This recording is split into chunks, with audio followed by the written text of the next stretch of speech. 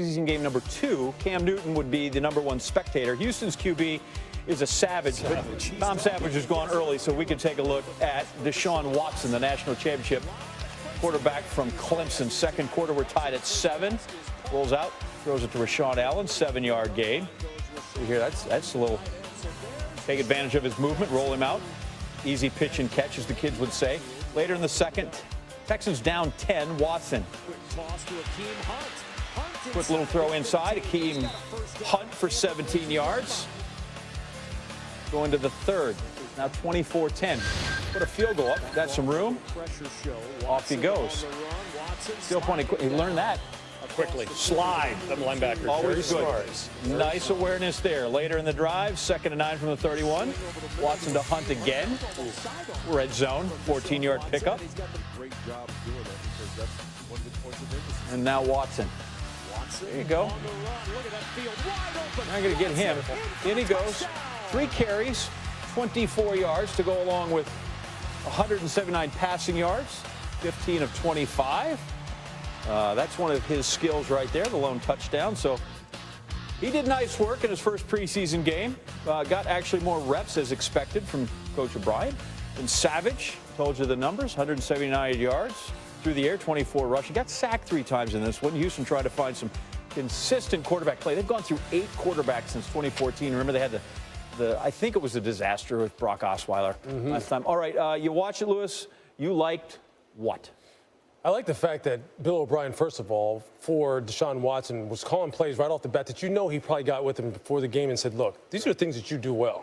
These are the things I know that you're comfortable with based on what you did in college. This is what you've looked good at so far in camp. We're going to get you hot right out of the gate. First thing they do, they move the pocket. Play action boot, get him out on the perimeter, let him run a little bit, let him concentrate on half the field. That is what the thing that he really excelled at Clemson. Then when things broke down a few times, you saw very good pocket awareness. One of the things that you didn't see with RG3 as his career started to progress and then go downhill. Pocket awareness, something he really struggled with. Dashaun showed that tonight. When he had to operate from the pocket, he stood in there tall, stood in there strong, was not afraid of the rush, kept his eyes down the field, and put some balls on the money here, and especially at the end of that third quarter where they had like a 15-play drive that ended in his 15-yard scramble there for the touchdown. Tremendous poise. All the things that you saw coming out of Clemson that we all lauded him for, and all said, this is what he is, he showed tonight, which is exactly how you want it to start off. That's a great stepping stone for him. Is he big enough? He doesn't look thick to me, and you stand next to Roethlisberger or Brady or even Aaron Rodgers. Those are thick dudes. You know what? The only thing I will say is this. When I was a rookie in the NFL in 1991 with the San Francisco 49ers, Joe Montana wasn't very big either. That's a good point. And you know what?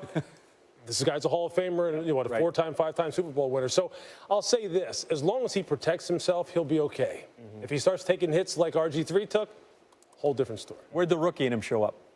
You know, I think some of the deep ball accuracy as he starts to push the ball down the field, say plus 15 and further in the air down the middle of the field. You saw he sailed a few of them there. Now, that's something that could be nerves, could be something that he still hasn't really fixed since college because that was one of his weaknesses coming out of Clemson. But it's really hard to say right now because they were probably working with such a watered-down playbook just to get him off the ground running here. So I think as we go on, the defenses get a little bit more complicated and people start to say, hey, look, we're going to take away some of this movement stuff from you. How about we blitz you from our left side, your right, so you can't roll out there. Now sit your rear end in the pocket and beat us from there.